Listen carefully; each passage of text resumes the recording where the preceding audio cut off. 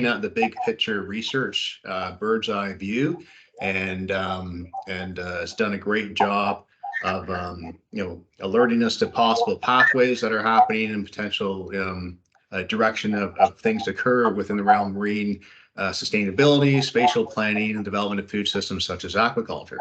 Um, Barry has been around for a while, and I would read if I go through everything he's been involved in, we'd be here for some while. But just suffice to say that he was faculty at the University of Rhode Island. He's now operating, I think, two companies such as Earth Ocean Food Systems. He had a professorship with Nord University in Norway not too long ago. He is an emeritus for the University of New England and is currently doing some research with the Swedish Mariculture Research Center, just to name a few. And if those of you who have been in the aquaculture realm, Barry's been kind of a staple at a lot of these conferences over the years. So we're very fortunate to have Barry present to us today. And Barry, I'm going to let you take it away from here. You're on mute.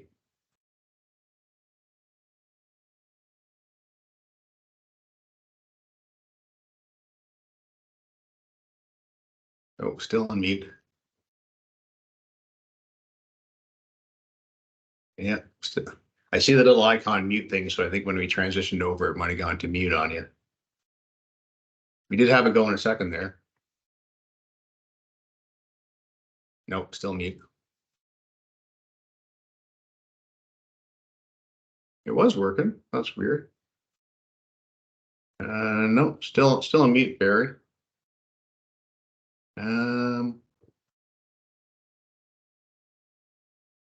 I wonder if you just need to log in and log back out again. Yeah, still a mute. Yeah, so okay, I see the little mute symbol with the mic crossed out on your end, so it's probably a. There we go. How about now? There we go. We got it. Sorry about that. Here Yeah, we no go. worries. Now back to share.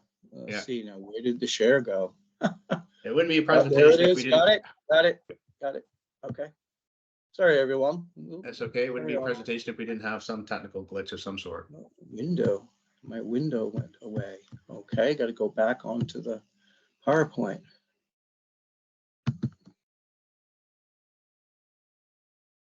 Okay, let's come back in. Now try to share.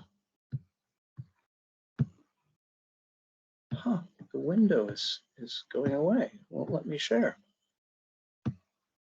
Share window, let's try again. Oh, there it is. Came back up. Okay, great. Okay. There we go.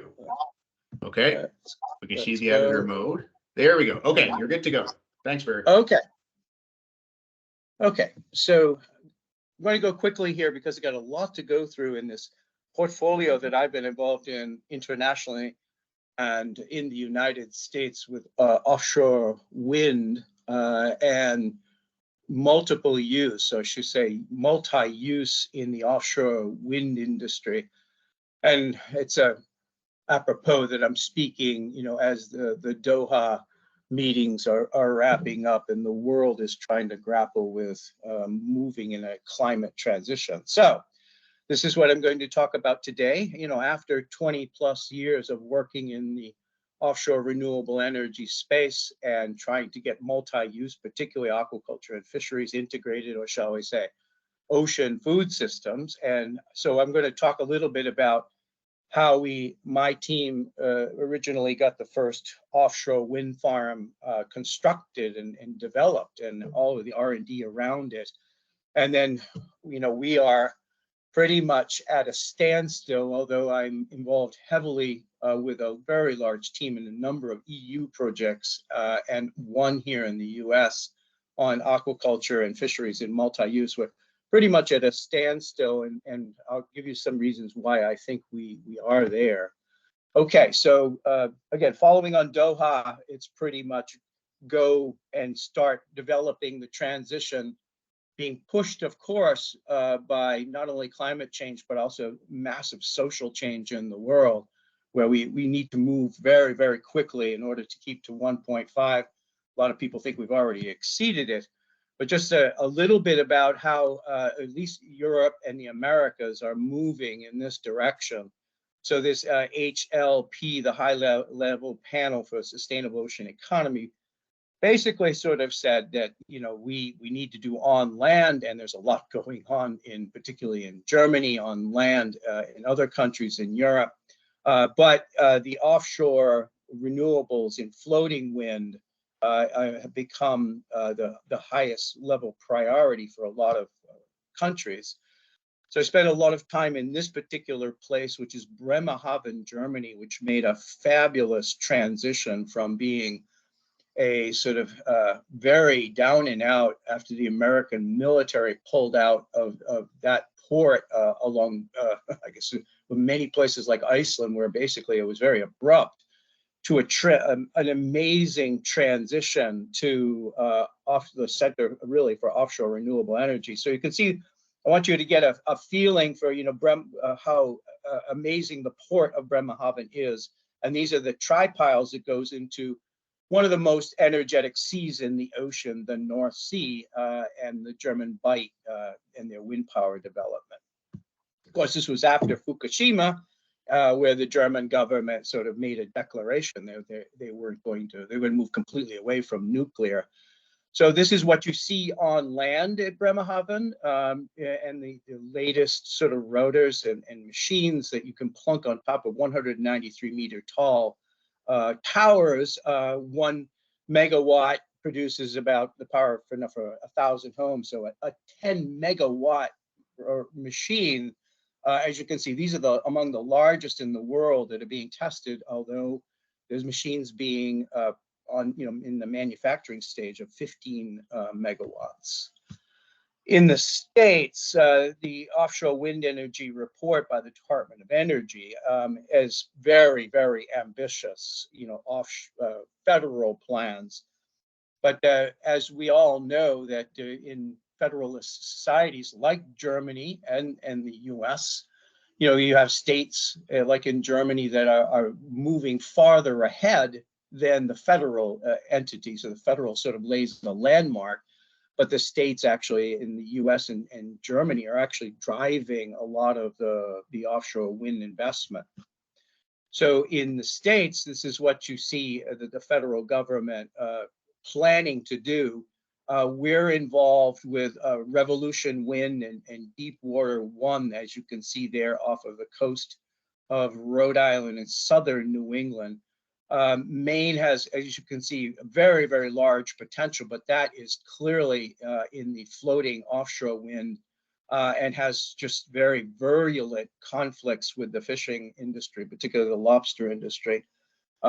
Maybe there's a lot more that I need to talk to you about the longer term of over 10 to 15 years in southern New England, which has a lot of promise in moving forward with some of the most intractable issues with the fishing industry.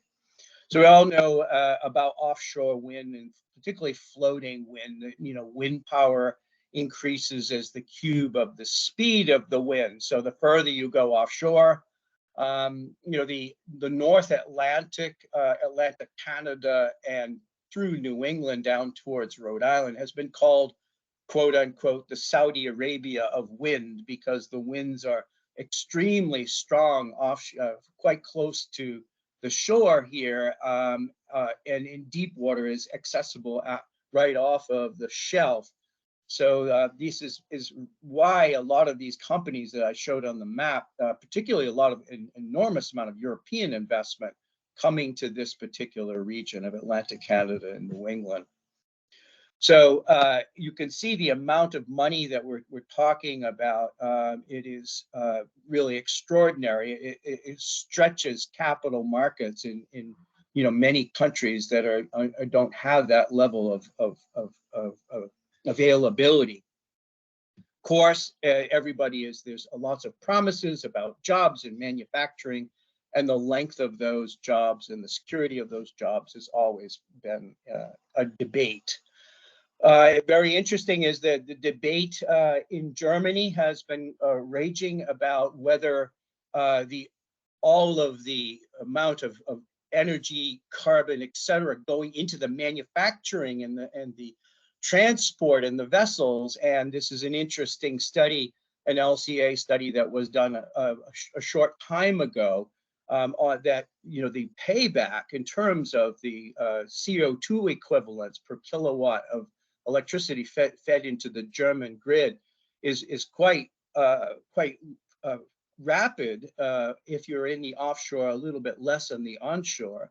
But the offshore wind farms achieve the lowest CO2 emissions due to their longer times of full load.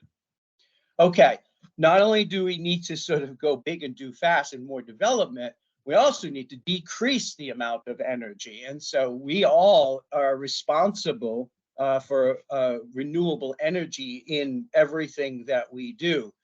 So there's a real paucity, in my view, of aquaculture specialists interacting with renewable energy people to decrease the amount of energy, design charrettes that have for recirculating aquaculture systems that talk about reduced energy use, as well as use of highly efficient renewable energies. And I show one vision that we're pushing, of course, for the RAS systems, that are recirculating aquaculture systems planned on land, to integrate renewable wind, solar, geothermal, biomass energies into RAS, and not to increase the amount of power that is required for those from the grid, and also at the smaller scale in renewable energy and aquaculture. And then us, all of us, we need to walk the talk, net zero energy living. I'm proud to say that our family has gone in this direction. Almost, every one of my brothers and sisters now lives in a net zero environment. Of course, we have the resources to do so, but what is nice, under a progressive government, you can have tax benefits that make this worthwhile for all of us. So the first offshore wind farm in the United States was of tiny, in terms of what's needed, 5 megawatt, 5 towers, monopiles that are off of an energy starved or energy hog island of Block Island, Rhode Island, that got all of its energy from diesel at a great cost. And it was interesting because we have a priority now with small island developing states with UNESCO, and we're bringing sort of the Block Island story in terms of renewable energy, food, and other systems to the world. Still needs to go a long way to bring aquaculture and fisheries into this place. So you all know these various states probably are just a little bit more progressive than some other parts of the U.S. But what were the two successes in building, how did we actually do it as a team? Well, number one, we built a long-term learning community, and we made it structural. So it existed today, 20 years after the initiation of the government investments with the government of the state of Rhode Island, the smallest state territory in the US, decided that it was going to move towards renewable energy 20 years ago. They funded it. They funded not only the development, they funded, along with investors, they also funded our process. They funded the participatory process, the leadership, and this continues to today because the conflicts with the fishing industry have not stopped. Second of all, we funded a lot more science, yes, but the right kind of science. So I'll describe a little bit about these. First of all, how did we build this learning community? And you see this paper was actually published in a science journal, in conservation biology, where all of these were actually measured on active participant involvement.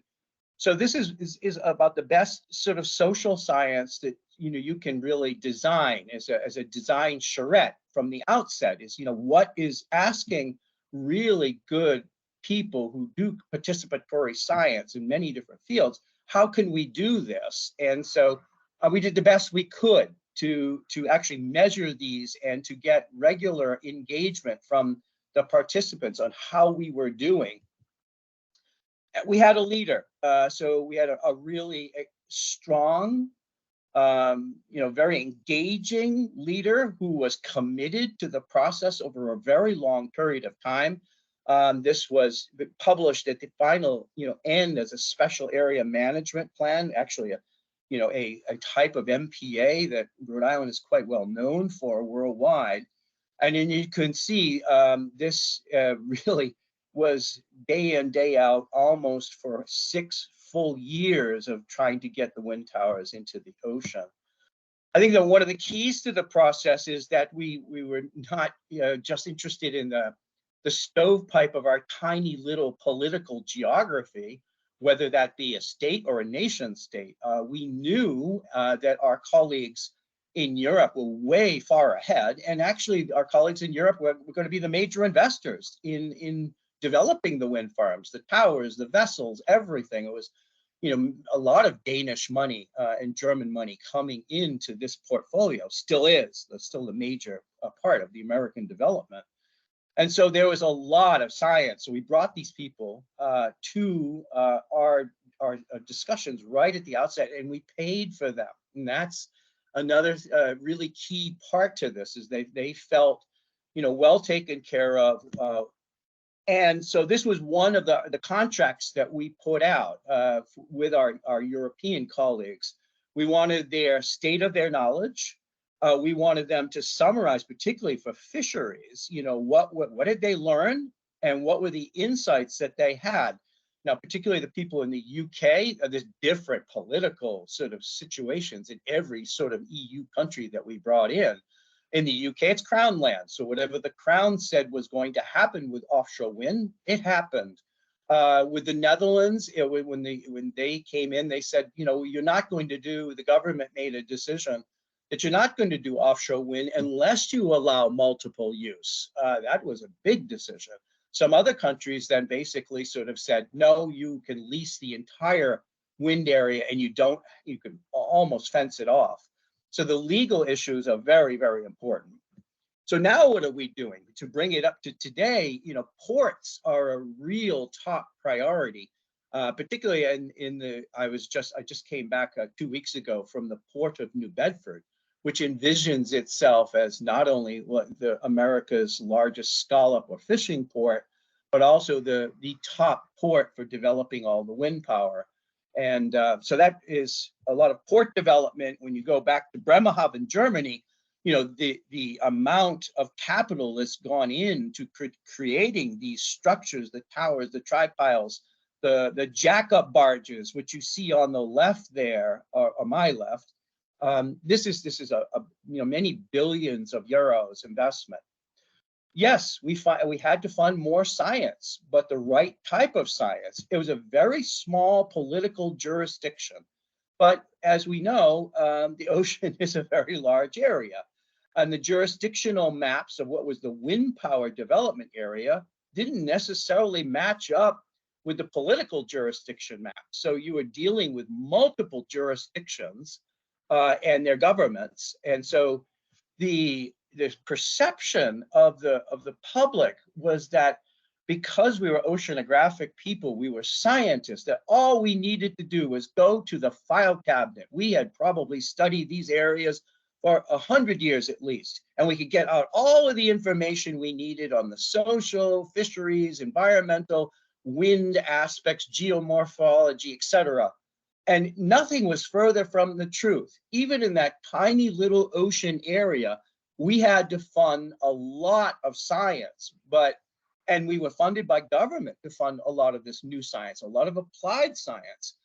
But this was quite difficult because we dragged stovepipe, a lot of, this is my opinion, a lot of stovepipe academic institutions in biological, physical, geological, oceanography, chemical oceanography into transdisciplinarity.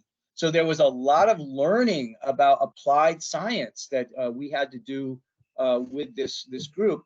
And this is just a list of all of the applied science we had to fund that was in addition to things that we already knew about that quote unquote small ocean area in the world. And you can see we didn't really know very much about geology, meteorology, extreme wave climates, virtually nothing about birds, which was an enormous issue in moving forward. Acoustics, fisheries, what are the structures? And then we actually got into evaluation of ecosystem goods and services. So even to today, the science is still coming out, and we bring it into our working group.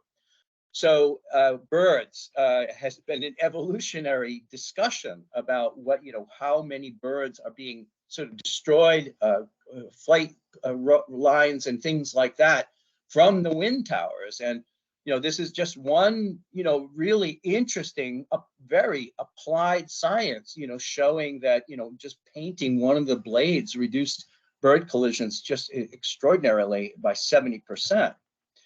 Okay, so that's how we think part of the success factors are. Now, going forward, we needed another framework, because I haven't really talked very much about, this whole next part is about multi-use, about food systems in the ocean and how this is going to react or not react or be opposed by all of the influences. So we took this Oxford College of Marketing matrix planning for that you may be familiar with. And so I'll go through some of these aspects. We'll go through a couple of them that are pretty straightforward at the outset. One was the economics. I put a green dash there because the economics are there. Now the big question is, like in here, is just the EU leaders along that part of the North Atlantic coast coming together, right, and saying this is many billions of euros that they're putting out there. Now the question, of course, for many of the stakeholders, the fishing community, is what part of this can we get? Are we going to have to be bought out? What is the process, and what is the investment? And on our side, on the U.S. side, you could almost sort of duplicate it. You could say the economics are absolutely there in terms of the investment, but I really want to emphasize this is not nationalism. This is internationalism. This is fluid international capital that is moving into our bioregions throughout the North Atlantic from multiple financial countries and businesses, not just the nation states. I put a sad face on the legal, because this is one of the really intractable issues. I alluded to it recently. We did this with my dear friend Chris Bridger, who's now the director, of the Huntsman Marine Science Center there in St. Andrews. We did this in 2003, and 20 years later, working with Bela Buck from Alfred Wenger Institute, we put together another volume on how we've done. And over 20 years, it's not a very pretty picture, no matter how many beautiful designs and ideas that we had. This is one of them. This is Bela's original design, of shellfish systems, in the German Bight with the tripiles that are using part of the lease area.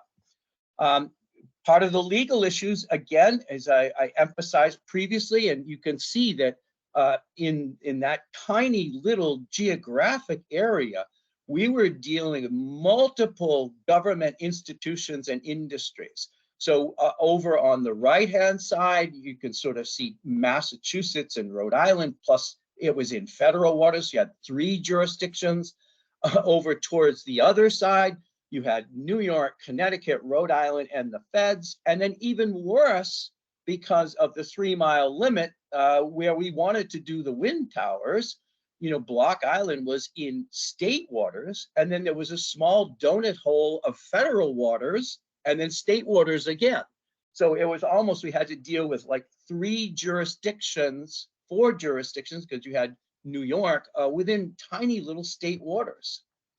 Legal is one of the biggest issues. If you don't have the legal situation correct for developing multi-use or allowing multiple use in the provincial, state, federal waters, it probably is not going to happen.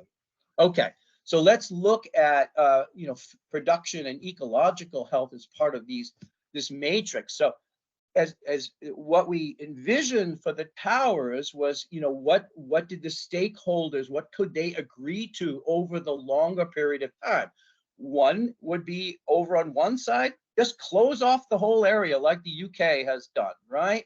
And we turned it into biodiversity enhancement, use the restoration aquaculture technologies, and turned it into an MPA. On the other side, we could do quite invasive involvements that weren't involved aquaculture. There's a lot of work in fisheries enhancement. There's obviously we could go even further into shellfish, seaweeds, lower trophic or higher trophic levels.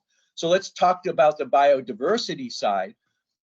This is now completely these two papers. If you've seen them, all of the work that's coming out now in conservation and restoration science, in restoration aquaculture, and this is a portfolio that if you're not aware of, it's very exciting because it does engage for the first time some of the largest non-governmental organizations in the world in aquaculture for restoration. Okay, so there's some over this biodiversity side. We had to rewind all the way to like papers that were done by Hutchinson in 1957, which was basically, if you're going to give just more habitat out there, you're going to get more biodiversity, more niches, more complexity, and you can follow this over time. Again, this is a no-brainer to us as marine scientists, maybe not so much for policymakers or social scientists that are a part of a group. And then educating about ecosystem goods and services. And this is Heidi Alloway's work, very good work from the Nature Conservancy. She's a scientist for TNC in Australia, and measuring some of these over time. And we went back to agriculture, a very highly developed, sort of landscape versus like an agro ecosystem, and asked these questions to the group. How were ecosystem goods and services? What were their visions of these? And start to measure it. So you can take some of these papers that have been done in the terrestrial sphere and bring them into the ocean. Okay, so I put a pondering here because being a marine scientist, this is where the learning begins from the marine scientist side, because engaging social sciences sometimes is not what we do on a day-to-day basis. So some of the pondering here was what kinds of fisheries and aquaculture we could do out there. So this wasn't easy. First of all, we looked at the kinds, but we said maybe the pastel matrix was not going to be enough. A social scientist talked about, we needed scenario planning for these social and technological influences, because they're really, this was long-term, difficult problems with no engineering or tame solutions. So we came up with this we came up with the idea of design charrettes, where we made sure that the table was set properly. People didn't feel excluded. Now, this is really going on right now with the fishing community. The fishing communities that are facing large-scale offshore renewable energy developments are complaining bitterly that they're not at the table at the outset. They're not at the planning stages. So we're trying to, because some of this has been done by governments at different levels, rather than sort of groups like ours. Sometimes we have to rewind in order to sort of set the table properly. But if I was to recommend from the outset, we learned a lot from Sweden. I was working on it with a project with China, where they came up with this just extraordinary, sort of conceptual frameworks called design charrettes in order to help us to put these teams together. So we not only looked at turning opportunities into a fine win-win, we looked at possible business structures. So our scenario planning was to, first of all, look at 3 different problems and try to turn for some of them into opportunities, and then look at recommend some business structures to move forward. Because if the wind power companies say, we're open to multi-use, then they are thinking that they are going to have to invest in mussel culture or seaweed culture, and maybe there's another business structure that could be looked at where they would allow, or government and the industry would agree to allow, but maybe the business structure needs to be different. So I'm going to go through these three fairly quickly, and obviously the most intractable one is number 3, is fisheries and aquaculture. But first of all, win-win for the energy operations. We learned a lot about the fouling of the towers. Fouling is a really big problem.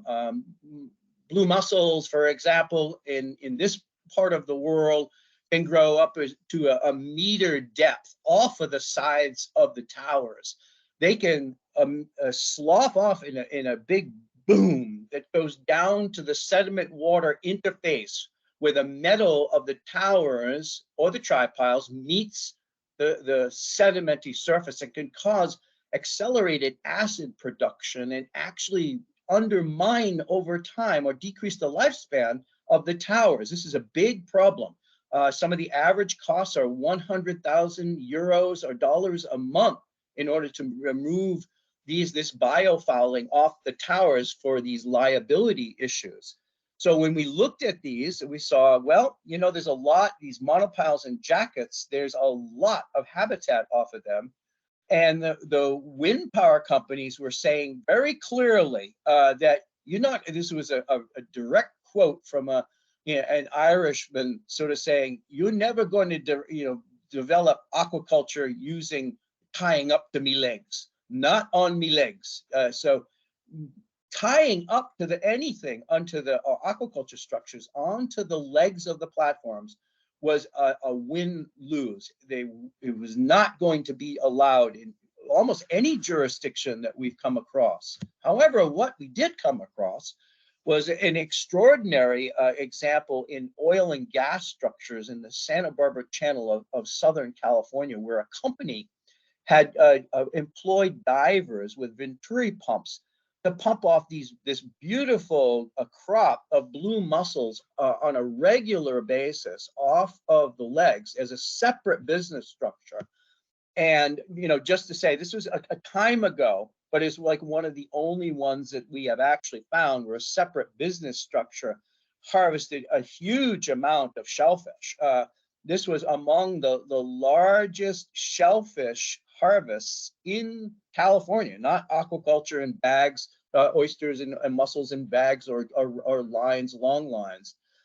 So there was a possibility for a win there. Second of all, is that a possibility for the win-win was getting into the international movement towards electrification of the offshore developments of all of the offshore, sort of logistics, the short sea shipping, the fisheries vessels. And this affects, we found one in your region in Nova Scotia that cost, and you can update us about this. But in Norway, for example, this is what was going on, is that every single one of these larger logistics as well as smaller electric fishing vessels is all either been developed and is ready for purchase, as well as electrification of the more intensive farming in Norway in salmon cages, submersible salmon cages. But it raised for the wind power companies, do we really need all of the cables to shore? I mean, do you really need massive substations? What's the size of the substations and cables to shore, which is also a big environmental impact?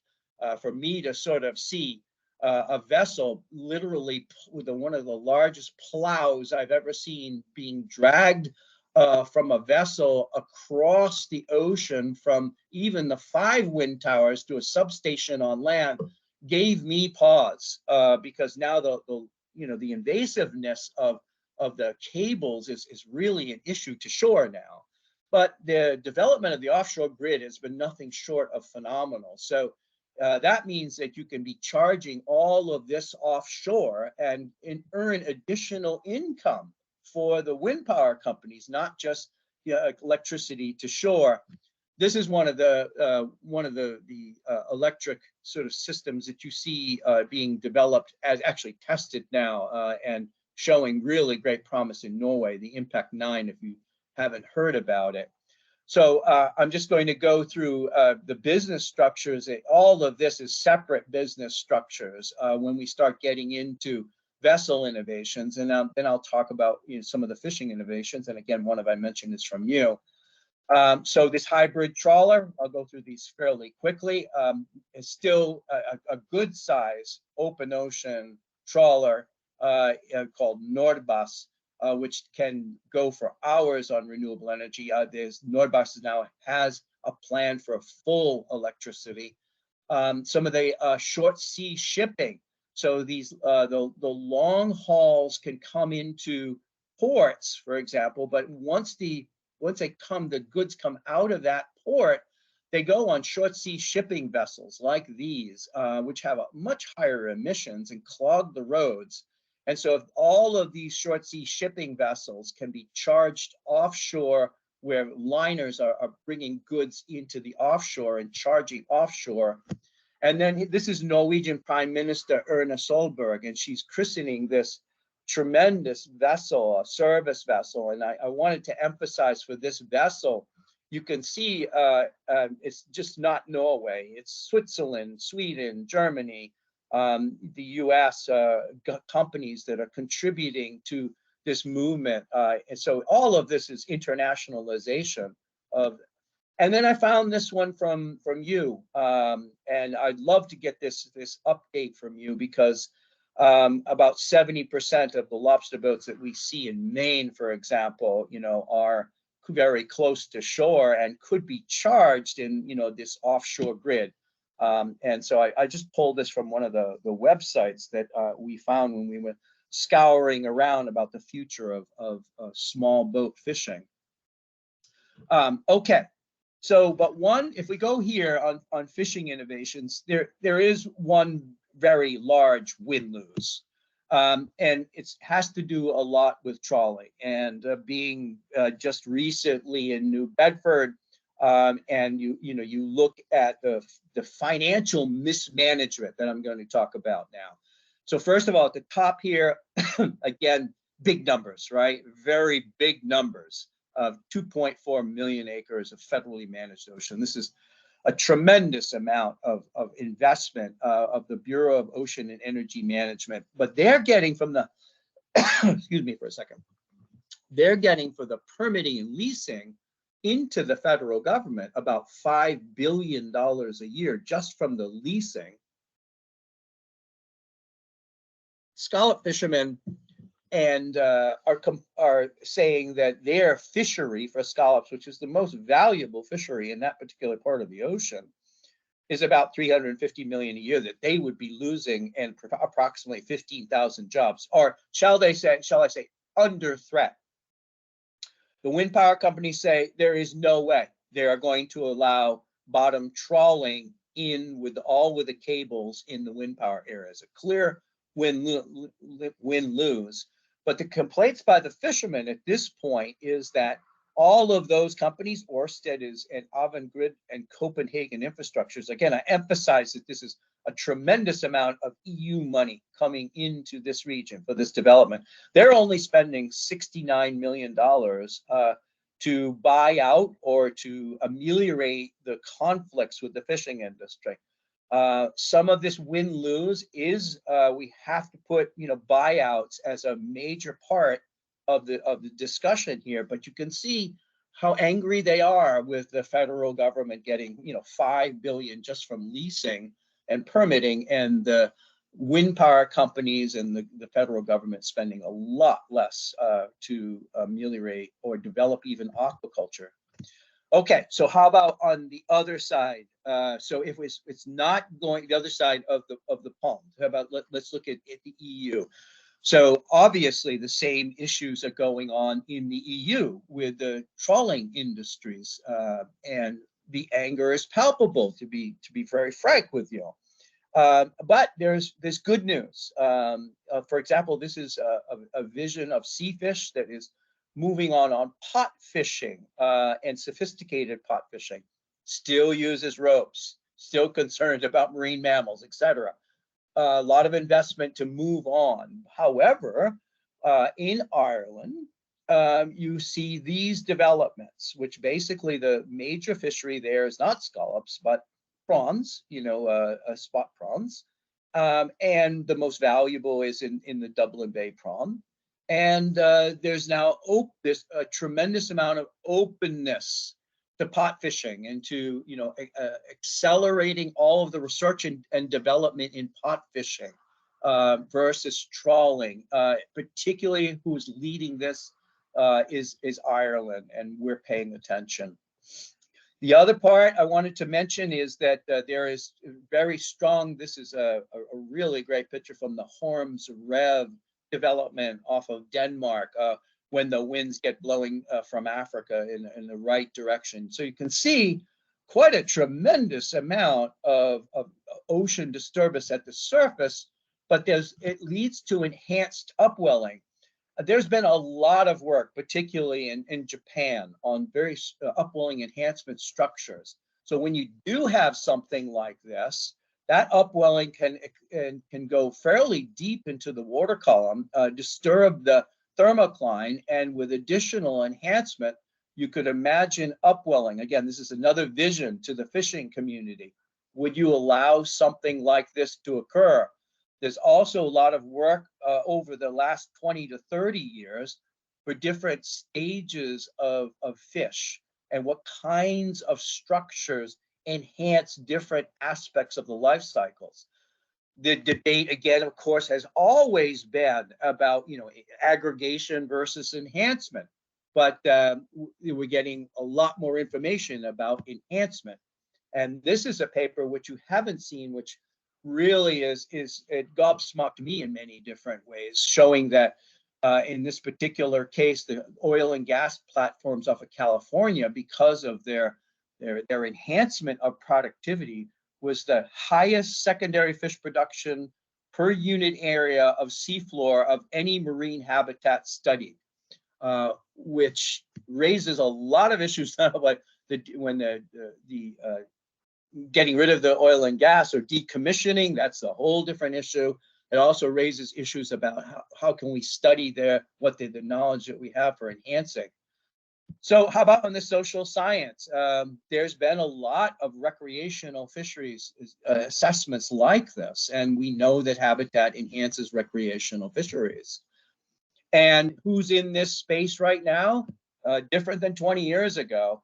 We have some of the largest NGOs or global, UN type organizations like the International Union for the Conservation of Nature, now not opposing aquaculture, but getting involved in this space on restoration aquaculture, using what we call the aquaculture toolbox to enhance nature for biodiversity. We're starting to finally see investments by the wind power companies. This is a project by Ørsted, seeding corals in the offshore wind turbines in order for biodiversity enhancement. And then in Europe, as in Portugal, as well as the UK, Ireland, there's a project in the US on the green gravel project, which is settling kelps onto gravel and throwing them in these areas, literally throwing them. This is a great study by Stein Fredrickson, where they sort of placed the kelps that were settled onto the rocks, so gently, down at the bottom of the divers, versus just tossing them off the back of a boat. And they found tossing them off the back of the boat was equivalent to placing them gently.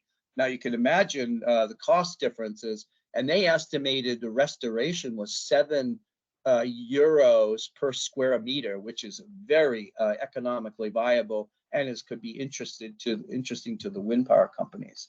Okay, I'm going to start to wrap up here.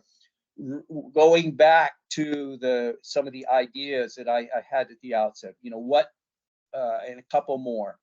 I mentioned long-term, still going on, well-funded. I didn't mention that we had really outstanding GIS expertise. At every single meeting, when we would have new information about geomorphology, that would be put on the map, or where the fishing areas, where the people fished, or the recreational, the cultural resources, that would be put on the map, and people would ponder it again. Okay, and I'm going to leave here, which is, we can't forget that with the fishing community and these sort of some of the intractable problems, some of them I've talked about, this is a cultural change. And I take this quote from a recent meeting, you know, fishing is my way of life. How do you put a price on somebody's way of life? There's no monetary compensation that will ever make it right. So when you are faced with comments and feelings like that, which are pretty common in this development right now, you realize that you are facing a generational change, and that we need to maybe involve making sure that when we set the table properly, we have a lot of the next generation people in the audience, as well as some of the older generations of, you know, of the fishing community. And last of all, we had fun throughout it all. I mean, this is me out on a boat with a fisherman. So, you know, it was a real good time.